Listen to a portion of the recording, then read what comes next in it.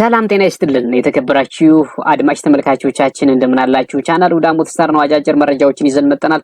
አብራችሁን ተቆዩ ዘንድ ተጋብዛችኋል። አሪፍ መረጃዎችን ይዘናል። እናንተ እስከመጨረሻው አብራችሁ ቆዩ። ኮሜንታችሁ ወሳኝ ነው። እንዲሁም አዲስ የሆናችሁ ተወዳጁ። እስኪ ወደ መጀመሪያው መረጃ እንወስዳችሁ። አፋብኃ አጠር ያለች መግለጫ ሰጥቷል። ከዩናይትድ አረብ ኤሚሬትስ ቅኝ ግዛት ኢትዮጵያን እናላቀቃለን ሲሉ ገልጸዋል። እንግዲህ ጠቅላይ ሚኒስትር አብይ አህመድ ከዩናይትድ አረብ ኤሚሬትስ ጋር የተጣበቀ ነው ይባላል። የሆነ ነገር በቸገረው ጊዜ ቀጥታ ዩናይትድ አረብ ኤሚሬትስ ሄዶ ነው የሚለምነው ይባላል። እንግዲህ ይቺ ሀገር በጣም ሀብታም ነች። በጣም ትንሽዬ ሀገር ናት። የጦር መሳሪያ ሁሉ ታመርታለች። የጦርነት ታሪኳ እዚህ ግባ የሚባል ነው። ጦርነት ገጥማ አታውቅም። ስለዚህ የጦር መሳሪያ ክምችት አለ። ለአብይ አህመድ የወደቀውን የዛገውን ሁሉ እስኪ ሞክረው ብለው ምናምን አፍሰው እንዲህ በመርከብ ምናምን ነው የሚሰጡት ይባላል። እና ጠቅላይ ሚኒስትር ይህንን የዩናይትድ አረብ ኤሚሬትስ መሳሪያ አምጥቶ አማራ ክልል ላይ እየሞከረብን ነው የሚገኘው። እንግዲህ ይህ ጠቅላይ ሚኒስትር ከዚች ሀገር የሚነጠር ከሆነ ልክ አሳ ከባህር እንደወጣ ነው ይባላል። በቃ አንድ ነገር ሲቸገር ሩጦ እንደሚሄድ በስልክ እንደሚደውል የሆነ ማቴሪያል ጎደለኝ፣ የሆነ ድሮን ተበላሽቶብኝ መጠገኛ የሆነ አላደል መለዋወጫ እሱን እንዴት ነው ቀጥታ በቃ ከአረብ ኤሚሬትስ ጋር ነው በቃ ግንኙነት ያለው። ስለዚህ አብይ አህመድ ቀጥታ በአረብ ኤሚሬትስ የሚሽከረከር ነው። በእሷ ትእዛዝ ውስጥ ነው ያለው። በቃ የምትሉትን አደርጋለሁ እናንተ የሆነ ነገር አድርጉልኝ ነው። ዲስማች ነው እንግዲህ ዩናይትድ አረብ ኤሚሬትስ አብይ አህመድ እንትን የምትለው እና ስለዚህ ኢትዮጵያ በዩናይትድ አረብ ኤሚሬትስ ቅኝ ግዛት ውስጥ ናት ማለት ይቻላል ማለት ነው። እንግዲህ አፋብን የአማራ ፋኖ ብሔራዊ ንቅናቄ ያወጣው መግለጫ የመግለጫው መጨረሻ ላይ በላይን ያስቀመጠው ይሄንን ነው። ከዚች ሀገር ነፃ መውጣት አለብን ነው የሚለው።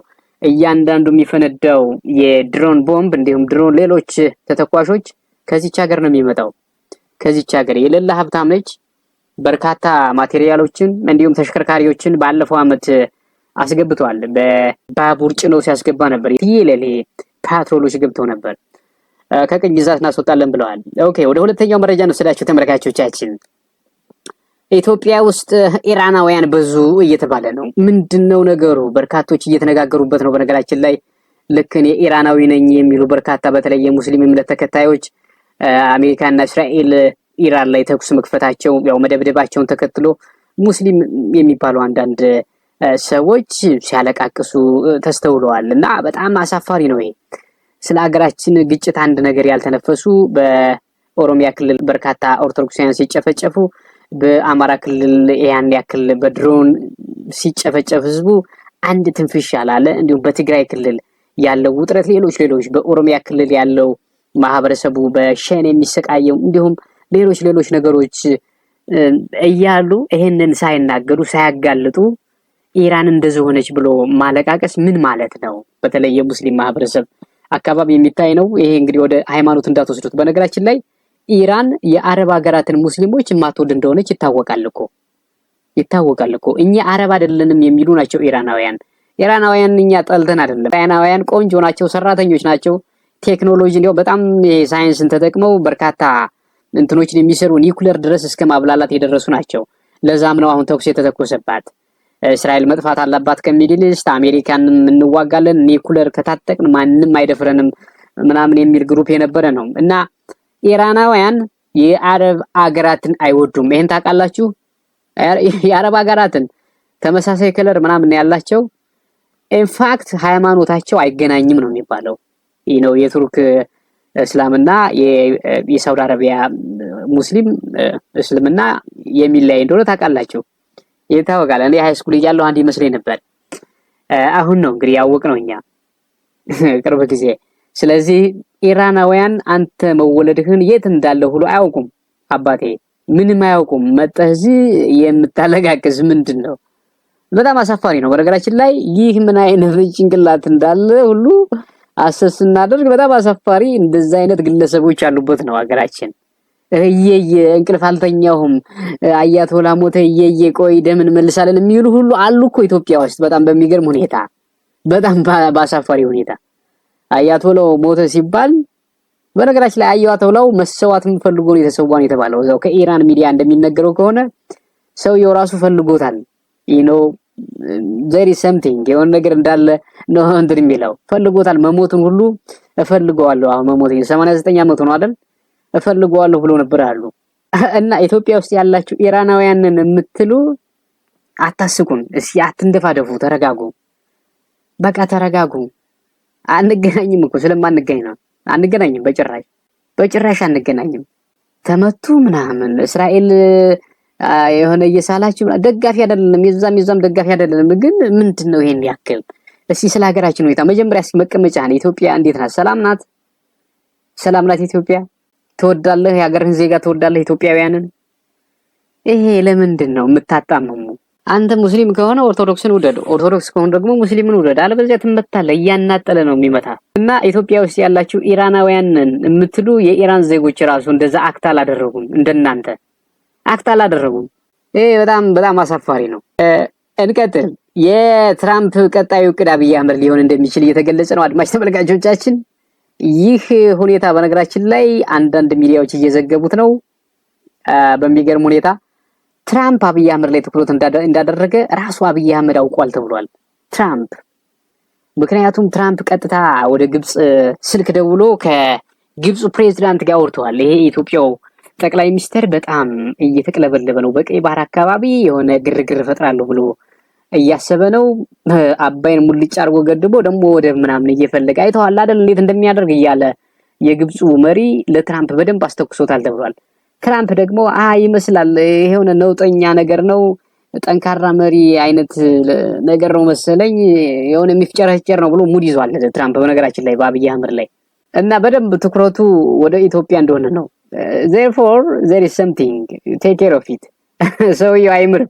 ይሄ ማወቅ አለባችሁ። በነገራችን ላይ ይሄን የኢራኑን እንትኖች መሪዎች እንግዲህ ኢራን ውስጥ አሁን ከ3 ቀን በፊት ምናምን ከ40 በላይ መሪዎች ናቸው የተገደሉ የተባለው ኤአይ ተጠቅሞ ነው የተባለው። እንግዲህ አሜሪካ ኤአይ ተጠቅማ ዶጋመድ አደረገቻቸው። እንግዲህ ኢትዮጵያ ሲመጣ ምንም አይነት ኤአይ አያስፈልግም። ዝም ብሎ በአጉሊ ቴሌስኮፕ መነጽር ብቻ ማየት ይቻላል።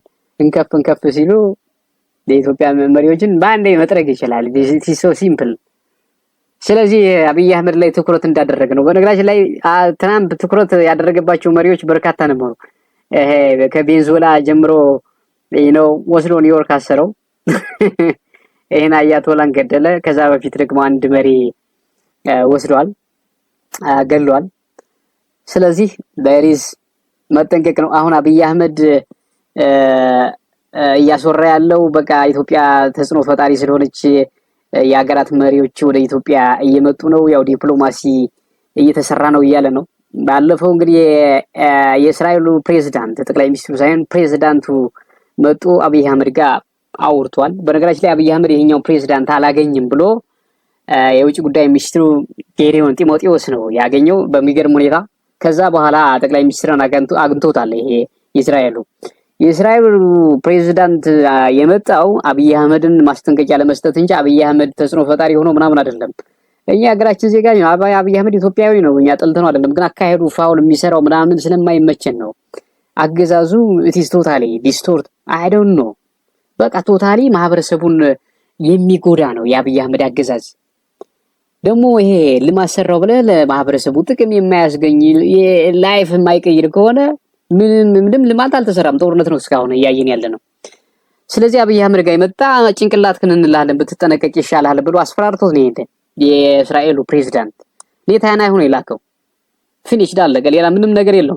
ትራምፕ ትኩረት አድርጓል። አሁን ይሄ እስራኤልና አሜሪካ አብይ አህመድ ጋር ትኩረት አድርጓል። ቀይ ባህር አካባቢ ለመፍጨርጨር ጥረት እያደረገ ነው። ይሄኛው ሰውዬም ያው ፒክ እናደርገው ወይ እናስወግደው ምናምን አይነት እንትን ያው አብይ አህመድም ይሄንን ስለሰማ ጥንቃቄ እያደረገ ነው አሉ። በሌሊት ወደ 78 ቦታ ነው የሚቀያየር ለመተኛት አሉ። ያው ስትንቀሳቀስ ይመታል፣ ባትንቀሳቀስ ነው የሚሻለው። በደንብ አንተ አይተው የማታቅ ቴክኖሎጂ አቃለሁ ትላለህ እንጂ አይተው የማታቅ ቴክኖሎጂ ያው ታውቃላችሁ። አሜሪካና እስራኤል በጣም ለየት ያለ ቴክኖሎጂ እንዳላቸው yes ለየት ያለ ይሄን ቴክኖሎጂ በስንት ቢሊየን ዶላር ራሱ የማታገኘው አይሸጡትም። ምክንያቱም ሌሎች ሀገራት እንዲያገኙት አይፈልጉም። ይሄ ሚስጥራዊ የሆነ ቴክኖሎጂ አላቸው። ወታደር ሚሊታሪ ላይ አፕላይድ የሚሆን ሶፍትዌር አላቸው። ይሄ ሶፍትዌር ብር ቢኖርም አይሸጡልም እነሱ። በዚህ ሶፍትዌር እንደተኛ ከሚስት ጋር እንትን ስትልም ስትዋራም ስትዳራም ኤቭሪቲንግ እያንዳንዱ ሞመንት ምናምን ቤት ውስጥ ኩሽና፣ ፀጉር ቤት፣ ሽንት ቤት ኤቭሪቲንግ እንዳለ ነው። የፊትህን ከለር የምትለብሰው ሸሚዝ ከለር ሁሉ የሚያሳይ ስትዋራ ሁሉ የምትዋራውን ከከንፈር ላይ የሚያሳይ እንትን አላቸው። ስለዚህ የትም እንትን አትልም። ለዛም ነው በነገራችን ላይ ወደ ቀጣዩ እንወስዳችሁና ከዚህ ጋር የተያያዘ ነው የዘንድሮ የአድዋ አከባበር። አሁን ዛሬ በጣም ቀዝቀዝ ብሏል። አብይ አህመድ ረገብ ብሏል። ኢሳያስ አፈወርቂም ደንግጧል የተባለው አብይ አህመድ ተውት፣ በጣም የደነገጠው እስራኤል እና አሜሪካ ቀይ ባህር ላይ ትኩረት አድርገዋል። ይሄ ቀጭኑ መስመር አለ አይደል? የንግድ መሳለጫው ይሄ ጉሮሮ ከተዘጋ አሜሪካ እንዳልድምጥማጡን ነው የምታጠፋው። እዚህ አካባቢ ያለው ሀያልናት ያው ማመን ነው መፍጨርጨር። እኛ ሀያልን ከድሮም የአድዋ ጣሊያን ያበረነች ምንም እንትን አይልም፣ አይገናኝም። ይጠርጋል እንደተቀመጥክ መሳ ስትበላ ወይንም ከሚስት ጋር ስትዳራ የለም ፉከራ። አሁን የአድዋ እናከብራለን ብሎ ሚሊታሪ መከላከያ ሰራዊት አዲስ አበባ መስቀል አደባባይ አስወጥተው ጸጥ ወፍ የለም። የሆነ ባንድ አለ ይዘፍራል፣ አንድ የሆነ መድረክ የሚመራ አለ። የአድዋ ጀግኖች በድሮ ጊዜ ያለ 130ኛው የአድዋ በዓልና አከባበር በእንትን እያለ ባህሩም የኛ ወደቡም የኛ ወፍ የለም ጸጥ። እስኪ ወንድ ነህ እስኪ አውራ እስኪ አውራ በቃ ሁለቱም ጸጥ፣ ጦርነት የለም። አሁን ኢትዮጵያ ውስጥ ወፍ አለመኖሩ አሪፍ ነው። እሰየው። ደንግጠው ጸጥ በየምሽጋቸው በየብልቂያጣቸው ገቡ ተመልሰው። ኢሳያስም ደንግጧል የተባለው ይሄም ደንግጧል። ወፍ የለም ወፍ እስኪ ሞክር በዚህ በሶማሌላንድ ምናምን እስኪ ውርውርበን ሲሪየስሊ አይነግርህም መቼ እንደሚመታ ትራምፕ ወይንም የእስራኤል መንግስት አይነግርህም። ልመታ ነው ብሎ ልክ እንደ ኢራኑ መሪ የሆነ ቦታ ዘፍ ወይ ስብሰባ ላይ ስትወጣ ኢትዮጵያ ስትል ወይ የሆነ መድረክ ላይ ወጣ ወደ አፈርነት ይቀይራል። በጣም ትኩረት አድርጓል ተብሏል። እንዲያው ቀድመን መናገራችን ያው እንደ አብይ አህመድ እንዲጠነቀቅ ነው። ኢትዮጵያ እንዳትዋረድ ብለን ነው፣ እንዲጠነቀቅ ብለን ነው። እንዳይመቱት ነው በነጭ ምናምን ተመተህ እንዳትሞትና መሳቂያ እንዳትሆን። ምክንያቱም ማንም አሁን አያዝንልህም ብትሞትም። አሁን ቀድመን እየተናገርን ነው። እና የዘንድሮ አድዋ ላይ ለምን አልፎከራችሁም? እነ ብርሃኑ ጁላ ወፍ የለም። ለምንድነው አሜሪካ ምንድነው የኤርትራን መንግስት በቃ አሁን ትኩረት አድርጋለች እያሉ ያወራሉ። ደግሞ የብልጽግና አክቲቪስቶች አብይ አህመድ ላይ ነው ትኩረት ያደረገች። ኢሳያስ አፈወርቂ ምን አለ? ላለፉት 30 እና 40 ዓመታት እኮ ጸጥ ብሎ የቆየ ነው። እንደዚህ አልተቀለበለመም እኮ እንደ አብይ አህመድ። ያውቁታል እኮ ትኩረት ያደረጉ እዚህ አዲሱ መሪ ላይ ነው። ይሄ አዲሱ መሪ ቀይ ባህር አካባቢ ሌላ ቀጠናዊ የሆነ ጦርነት ሊከፍት ነው። አሸባሪዎች እንዲስፋፉ ያደርጋል። አሸባሪ ከተስፋፋ ደግሞ መርከቦች ፍሪሊ ሙቭ ማድረግ አይችሉም በቀይ ባህር። ስለዚህ አብይ አህመድ እንዲያውም ትራምፕ የሆነ ኢንፎርሜሽን ደርሶታል ነው የተባለው። አብይ አህመድ በኢትዮጵያ ውስጥ በርካታ አሸባሪዎችን እያደራጀ እንደሆነ፣ ሰዎች እንደሚታገቱ፣ በሃይማኖት ሰበብ እንደሚገደሉ ይህ መረጃ ደርሶታል። ይሄ ግለሰብ በፋይናንስ እያደረገ አሸባሪዎችን እያደራጀ እንደሆነ በዚህ በምስራቅ በዚህ በሶማሊያ አካባቢ ድንበር በአፋር ያቋል ወደ ቀይ ባህር አፕሮች አድርጎ እንትን እያለ እንደሆነ ደርሶታል። ለፎ ጥንቃቄ ተናግረናል። ወደ መጨረሻው እንወሰዳችሁ፣ ወደ ኢራን እንወሰዳችሁና ኢራን ቴል አቪቭ እየደበደበች እንደሆነ ነው እየተገለጸ ያለው። አንድ የኢራን ፓርላማ አባል ትናንትና እንደነገርናችሁ በጣም ፎክሮ ነበረ። አቅማችን እኛ እናውቀዋለን። አሜሪካና እስራኤል ተንበርክከው ኢራንን ይለምናሉ ነው ያለ። የተወለዱበትን ቀን እናስቆጥራቸዋለን ብሎ ፎክረዋል። ትናንትና ነው የፎከረው። ሚሳኤል እየተተኮሰ ነው። በጣም ከፍተኛ የሆነ ፕሮፓጋንዳ እያሰራጩ ነው የኢራን ሚዲያዎች። በአረብ ሀገራት ያሉ የአሜሪካ ወታደራዊ ካምፖችን እንዲሁም በወደቡ ላይ የሚንቀሳቀሱ መርከቦችን አብርሃም ሊንከን የሚባል መርከብ አሁን የአሜሪካ አለ በተለምዶ የሚታወቅ እሱን ሁሉ ጉዳት እንደደረሰበት ምናምን ተገልጿል። የኢራን ሚዲያዎች ገልጸዋል። ሌሎችም እየዘገቡ ነው ይሄኛው መርከብ እንደተመታ። ኢራን ታርጌት አድርጋ የኔታንያሁ ቢሮና መኖሪያ ቤትን መታለች ተብሏል። የኢራን ሚዲያዎች እንዲሁም ደጋፊዎች፣ የኢራን ደጋፊዎች ኔታንያሁ ሙቷል እያሉ ያወሩ ነው። ሞተ ከተባለ በኋላ ሚዲያ ላይ ወጥቶ አላወራም። የእስራኤል ሚዲያዎች ምንም ያወሩት ነገር የለም እስካሁን። እስኪ አሁን እየተናገርኩ ባለሁበት ሰዓት ሜቢ መረጃው ካልወጣ ኔታንያሁን በድሮን መተነዋል እያሉ እያወሩ ነው ኢራናውያን። የኢራን ባለስልጣናት አዲሶቹ መተነዋል ኔታንያሁን ሸኝተነዋል እያሉ ነው የእስራኤሉን። ከቤቱ ተነሱ በመኪና ሲንቀሳቀስ አጃቢዎቹ ምናምን እንዲያውም አጃቢዎቹ እንደሞቱ የኢንዲያ ሚዲያዎች እየዘገቡ ነው። ኮንፊርም አድርገናል የኔታንያሁ አጃቢዎች ጠባቂዎች በድሮን እንደተመቱ እየተዘገበ ነው። እስኪ ሞታ አልሞተም የሚለው ከሰዓታት በኋላ የሚታወቅ ይሆናል። ተመልካቾቻችን ያው ረገብ ብሏል።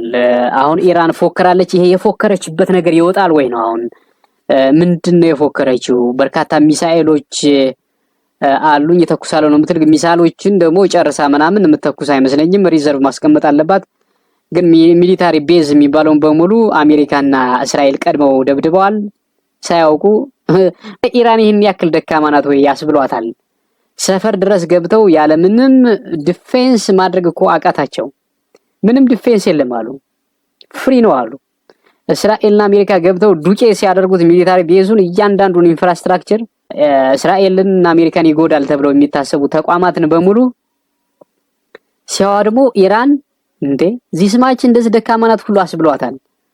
ምንም አይነት ዲፌንስ አላደረገችም። ተደናግጣ ድንብርብሯ ወጥቶ እንዳለ ተቋሞቿ ወድመዋል ነው የተባለው። ወድመዋል። ከዛ በኋላ ነው ባና እንደገና ያው እንደዚህ በርካታ መሪዎች ከ40 በላይ የኢራን ቁልፍ መሪዎች መሞታቸው ነው ድንብርብራቸው እንዲወጣ ያደረጋቸው ተብለዋል። ይሄ ጀነራሉ ምናምን የአዛዡ ዋናው ሚሳኤል አካባቢ ያሉ እንትኖቹ እነሱ በሙሉ ስለተገደሉ ድንብርብራቸው ወጣ። ድንብርብራቸው ሲወጣ እስራኤልና አሜሪካ በቴህራን ሰማይ ላይ እየተንሳፈፉ እንዳል ዱቄት ወደ አመድነት ምናምን ቀይረውታል ተቋማትን።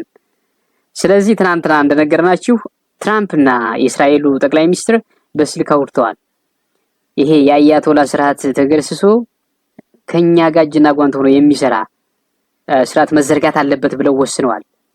ግን ዘራፍ እያሉ ነው። አዲስ የተቋቋመው መንግስት ከአሜሪካ ጋር እንነጋገር ትራምፕ ልኮላቸዋል። ግን ምንም አይነት መልስ እንዳልሰጡ ነው የተገለጸው። ያው ስሜታቸው ያው እንትን ውስጥ ናቸው።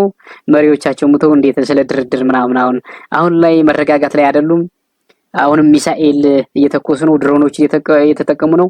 ኢራን የምታደረጃቸው አሸባሪዎች ወደ እስራኤል እንዳለ እየተኮሱ ነው። ሚሳኤል ድሮን እየተጠቀሙ ነው። ሊባኖስ ውስጥ የመሸገው ሂዝቦላ በርካታ ሚሳኤሎችን ወደ ሰሜናዊ እስራኤል እያስወነጨፈ ነው። ድሮን እየተጠቀመ ነው። ተቋማትን ምናምን እየደበደበ ነው። የእስራኤልን እስራኤል ለመከላከል ጥረት እያደረገች ነው። በረጋችን ላይ ይሄ አያቶላ ምናምን መሞቱ ያው ዋጋ እንደሚያስከፍላት ምናምን ይታወቃል። የአሜሪካ መርከቦችንም ከሞላ ጎደል ዶጋ መዳደያቸዋለሁ ብላለች ኢራን። ስለዚህ ምንድነው ጦርነቱ ያው በሁለቱ ሀገር የበላይነት እንደሚጠናቀቅ ይታወቃል። በአሜሪካና በእስራኤል ሀያል ናቸው። ሚሊታሪ እንትናቸው ሲወዳደር አይገናኝም። እንዲያው ለጊዜው ለመፍጨረጨር እንጂ በቃ ኦልሬዲ አልቋል፣ ጦርነቱ አልቋል። አንዳንድ ጥፋቶች ግን ያው ይጠበቃሉ ለማለት ነው። አድማጭ ተመልካቾቻችን ሰዓቱን ጠብቀን መሰል መረጃዎችን ወደ እናንተ ይዘን እንመጣለን። እስከዚያው ድረስ ጤና ይስጥልን። ኮሜንታችሁ ግን እንዳይቀር ኮሜንት አድርጉ።